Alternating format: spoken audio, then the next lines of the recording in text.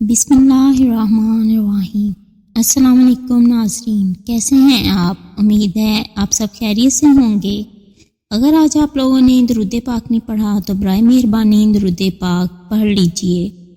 آج کا ہمارا واقعہ ہے آخرت کی تیاری کا سبق منفرد انداز میں۔ خلیفہ عبد الملک بن مروان بیت اللہ کا طواف کر رہا تھا۔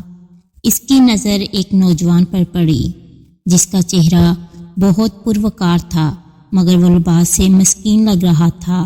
خلیفہ عبد الملک نے پوچھا، یہ نوجوان کون ہے؟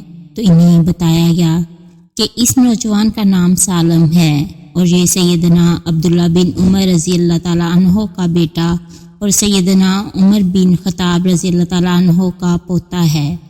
خلیفہ عبد الملک کو دھچکا لگا اور اس نے اس نوجوان کو بلا بھیجا۔ خلیفہ عبد الملک نے پوچھا کہ بیٹا، میں تمہارے دادا سیدنا عمر فاروق رضی اللہ تعالیٰ عنہ کا بڑا مداح ہوں۔ مجھے تمہاری یہ حالت دیکھ کر بڑا دکھ ہوا۔ مجھے خوشی ہوگی اگر میں تمہارے کچھ کام آ سکوں۔ تم اپنی ضرورت بیان کرو، جو مانگو گے تمہیں دیا جائے گا۔ نوجوان نے جواب دیا، اے امیر المومنین، میں اس وقت اللہ کے گھر میں ہوں اور مجھے شرم آتی ہے کہ اللہ کے گھر میں بیٹھ کر کسی اور سے کچھ مانگوں۔ خلیفہ عبد الملک نے اس کے پرمتانت چہرے پر نظر دوڑائی اور خاموش ہو گیا۔ خلیفہ نے اپنے غلام سے کہا کہ یہ نوجوان جیسے ہی عبادت سے فارغ ہو کر بیت اللہ سے باہر آئے اسے میرے پاس لے کر آنا۔ سالم بن عبداللہ بن عمر جیسے ہی فارغ ہو کر حرم کعبہ سے باہر نکلے تو غلام نے ان سے کہا کہ امیر المومنین نے آپ کو یاد کیا ہے۔ سالم بن عبداللہ خلیفہ کے پاس پہنچے۔ خلیفہ عبد الملک نے کہا، نوجوان، اب تو تم بیت اللہ میں نہیں ہو، اب اپنی حاجت بیان کرو۔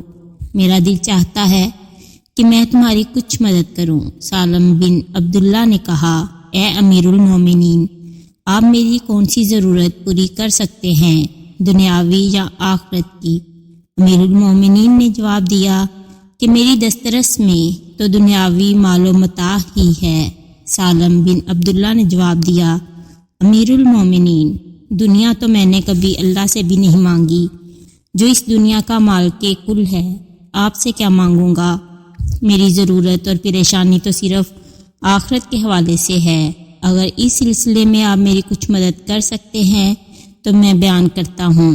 خلیفہ حیران ہو کر رہ گیا اور کہنے لگا کہ نوجوان، یہ تو نہیں، تیرا خون بہہ رہا ہے۔ خلیفہ عبد الملک کو حیران اور ششدر چھوڑ کر سالم بن عبداللہ وہاں سے نکلے اور حرم سے ملحقہ گلی میں داخل ہو گئے اور نظروں سے اوجھل ہو گئے۔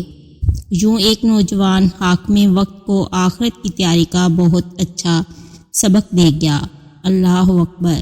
اگر آپ کو میری یہ ویڈیو پسند آئے تو اسے لائک اور شیئر کریں، میرے چینل کو سبسکرائب کریں اور کمنٹ سیکشن میں اپنی رائے کا اظہار لازمی کریں۔ شکریہ۔